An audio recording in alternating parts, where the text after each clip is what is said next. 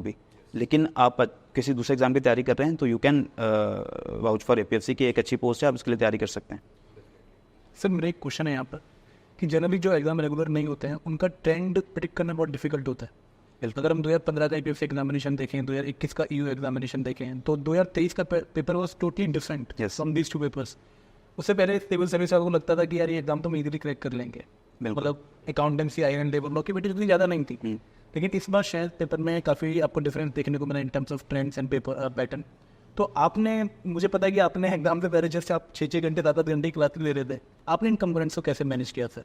इसमें जो civil services के कन्वेंशनल टॉप कंपोनेंट्स थे like history, art and culture, ये सब ये मेरी सिविल सर्विसेज की प्रिपरेशन में कवर्ड था, तो मैंने इनके लिए कोई स्पेसिफिक तैयारी नहीं करी। अकाउंट्स मैंने रिसेंटली पढ़ा था और उसका मुझे अच्छी नॉलेज हो गई थी, तो उसमें भी ज़्यादा मुझे दिक्कत नहीं हुई। थैंकफुली मैथ्स इंग्लिश मेरी हमेशा से ठीक रही है, तो वो भी हो गया। थोड़ा मैंने अलग से मुझे ध्यान देना पड़ा था लेबर लॉज को लेकर के और उनको तो, और जो अगर ट्रेंड की बात करूँ मैं, एग्ज़ाम में जिस तरीके से क्वेश्चन आए, जो एक्सपेक्ट हमने किया था वैसा एक नहीं था ट्रेंड। उसके अंदर क्वेश्चंस लेबर लॉज के भी थे और इंडस्ट्रियल लॉज और उनके रेगुलेशंस के भी थे, सोशल सिक्योरिटी के भी क्वेश्चंस थे।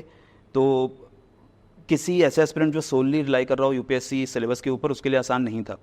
और मुझे लगता है फ्यूचर में भी यूपीएससी के आगे भी एग्जाम्स होंगे, यूओ के भी एग्जाम्स होंगे, उसके अंदर यूपीएससी विल ट्राई कि थोड़ा सा स्पेशलाइज करें एग्ज़ाम को, उतना जनरलिस्टिक वो नहीं रखेंगे। सो ये जो टॉपिक्स हैं आपके, आपका पूरा लेबर कोड चेंज हो जाएगा, अभी कुछ शायद इम्प्लीमेंट हो जाएगी इस गवर्नमेंट में, तो आपके काफ़ी सारे चेंजेस देखने को आपको ट्रेंड्स में मिलेंगे, तो स्टूडेंट्स को उसका भी ध्यान रखना पड़ेगा।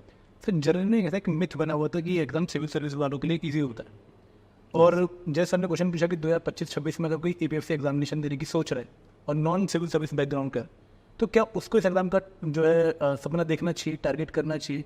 तो शायद इस बार के पैटर्न ने इसको मिथ को ब्रेक किया है। आपका क्या व्यूज़ करेंगे?